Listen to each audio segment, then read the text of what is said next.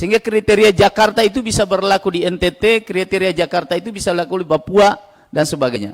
Padahal itu tidak bisa.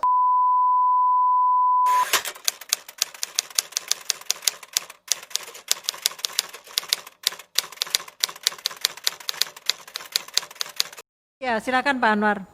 Oh, Pak Anwar. Belum. Kita belakang Bu Ketua ya, daftar. Assalamualaikum warahmatullahi wabarakatuh. Selamat sore, salam sejahtera buat kita sekalian. Ibu Bapak pimpinan yang saya hormati, teman-teman sekalian, Komisi 9, baik yang fisik maupun yang hadir secara virtual.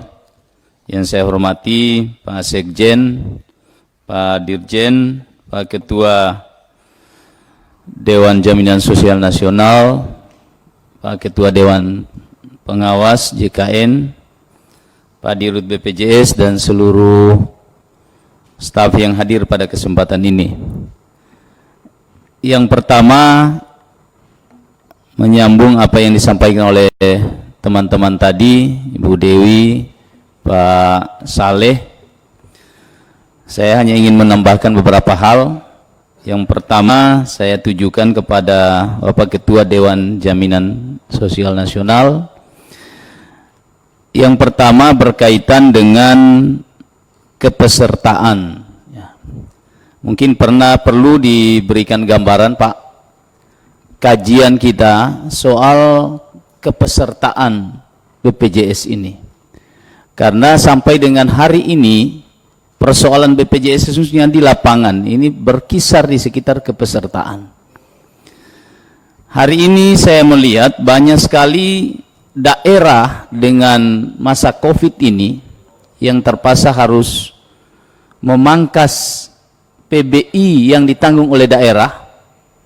Bahkan ada beberapa daerah yang sampai 50% data itu dihapus dari daftar Kemensos. Sehingga di lapangan banyak masyarakat kita ketika membawa surat jaminan kesehatan nasional itu di rumah sakit tidak bisa dilayani. Yang tanggungan daerah maksud saya. Nah, sekarang masuk dihapus oleh pemerintah daerah karena tidak ketersediaan dana. Kita tidak bicara soal siapa yang menanggung, tapi kita bicara soal rakyat Indonesia.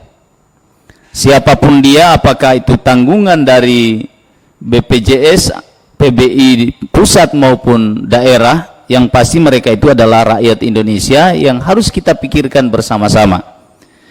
Saya ingin menyampaikan bahwa kita punya konsep, tadi sampaikan bahwa salah satu hakikat daripada jaminan sosial nasional ini adalah terwujudnya pelayanan universal health coverage, itu pelayanan semesta. Nah, kalau ini mungkin saya ingin menyarankan pada kesempatan ini bahwa mari kita tetap fokus kepada persoalan kepesertaan, karena ini belum selesai, Pak. Belum selesai masalah kepesertaan ini di lapangan sampai hari ini, terutama soal kriteria. Nah, saya ingin menyarankan kalau bisa kita satu pintu saja, Pak, ke depan, mungkin bisa dikaji. Jadi data ini satu pintu, tidak usah terlalu banyak pintu. Ada yang dari Kemensos, ada dari statistik, semua datanya, kriterianya itu semua dari BPJS sebagai wadah, sebagai yang menangani khusus masalah jaminan sosial ini. Sehingga kita tidak seperti kasus yang terjadi hari ini, banyak masyarakat Indonesia yang terpaksa karena persoalan COVID, anggaran daerah dipangkas dan sebagainya, sehingga tidak bisa lagi mereka masuk dalam kepesertaan BPJS itu sendiri. Yang kedua, soal rawat inap kelas standar yang menjadi tugas daripada Dewan Jaminan Sosial Nasional. Saya ingin perlu dijelaskan kepada kita, mungkin satu kali pertanyaan saya bisa langsung kepada Pak Sekjen, Pak Dirjen, soal mungkin bisa dijelaskan ya, supaya kita bisa sama mengerti. Tadi Pak Dewas menyampaikan bahwa banyak orang tidak ngerti ini konsep sampai hari ini, konsep tentang kebutuhan dasar kesehatan dan rawat inap kelas standar ini, sampai termasuk menurut Pak Dewas tadi termasuk stakeholder yang langsung di lapangan seperti di rumah sakit dan sebagainya. Mungkin perlu kita dijelaskan, kira-kira ada SWOT analysis yang perlu kita dengar, kira-kira apa sih kelebihan, kekurangan, peluang, tantangan kalau kita perlakukan ini dalam hubungannya dengan penerapan sistem universal health coverage itu. Kalau peluangnya itu lebih bagus ke depan, rakyat ini semua bisa dilayani, saya kira ini perlu kita dorong bersama untuk kita terapkan. Tapi kalau ke depan dengan sistem rawat inap kelas standar ini akan menjadi rumit ya, di daerah, terutama di daerah, saya kira ini perlu kita pertimbangkan. Nah, kita di Indonesia ini sudah menjadi salah satu hal yang belum kita bisa perbaiki soal standar-standar tadi itu. Kalau tadi ada kriteria kebutuhan dasar kesehatan, ini kriterianya. Kebutuhan dasar rawat inap kelas standar itu kriterianya sudah ada. Tapi biasanya kita di Indonesia selalu menyamaratakan bahwa Indonesia ini dalam satu dataran yang sama. Sehingga kriteria Jakarta itu bisa berlaku di NTT, kriteria Jakarta itu bisa berlaku di Papua, dan sebagainya. Padahal itu tidak bisa.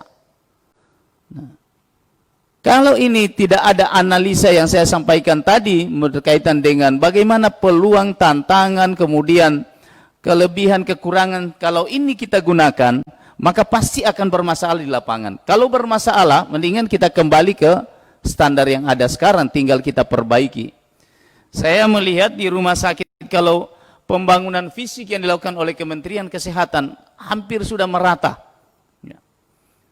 Kelebihan tempat tidur saya kira Pak Sekjen, Pak Dirjen, saya luar biasa Pak. Pembangunan fisik infrastruktur kesehatan rumah sakit yang dilakukan oleh Kementerian Kesehatan di daerah-daerah, bahkan daerah terpencil pun, termasuk daerah-daerah yang jauh seperti misalnya pembangunan rumah sakit, apalagi itu Pak Dirjen yang Pratama, sampai itu sudah sampai di pulau-pulau itu. Nah, tapi kalau misalnya standar ini diperlakukan orang yang jauh di sana diperlakukan sama dengan orang yang di daerah kota, saya kira ini akan problem besar. Maka perlu SWOT analysis yang lebih hebat lagi kita lakukan, lebih rinci, sehingga ini bisa dimengerti semua orang. Kita bisa mendapatkan masukan dari daerah-daerah, karena ini berkaitan dengan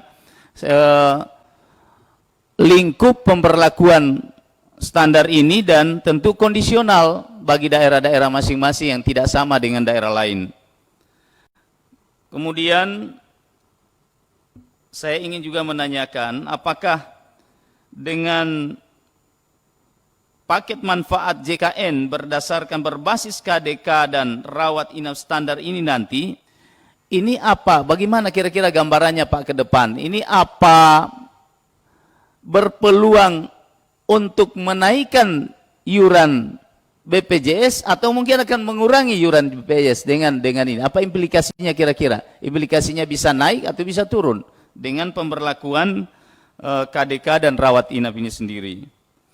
Kemudian selanjutnya soal tim dispute ini,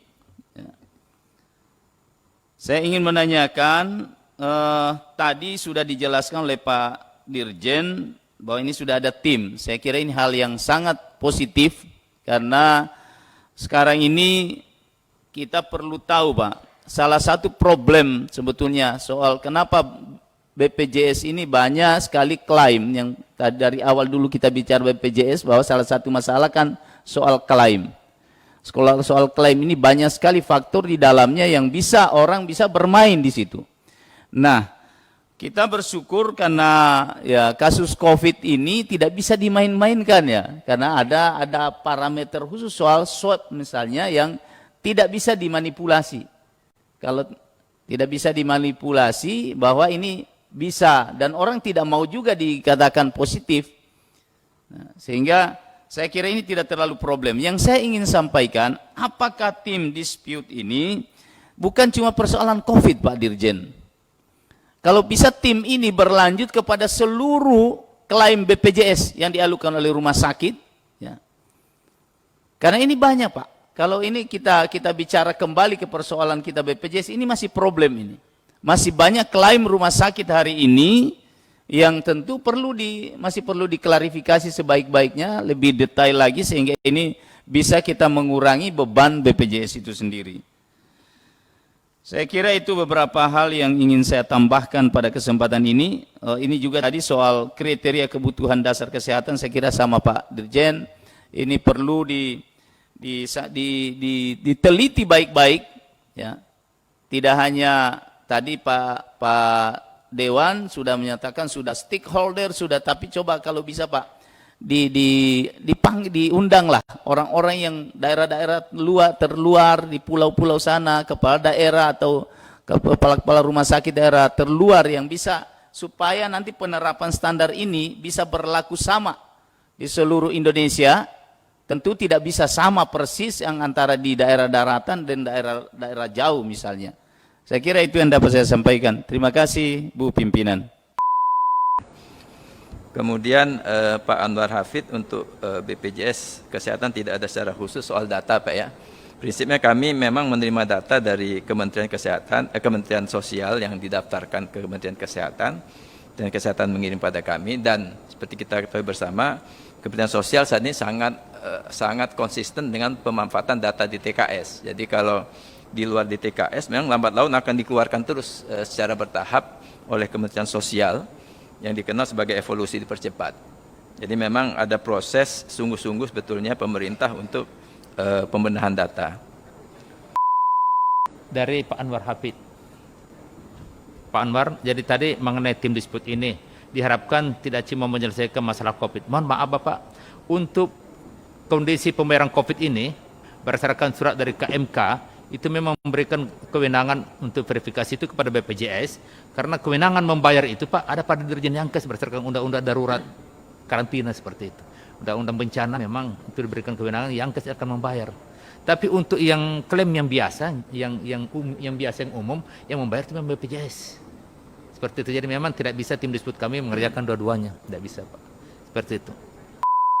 Baik dari Bu Dewi Asmara, Bu Rahayu sendiri, Pak Anwar Hafid maupun Ibu Neti. Ya, berkenaan dengan manfaat KDK dan kelas standar ini memang masih merupakan satu kebijakan yang dalam proses ya.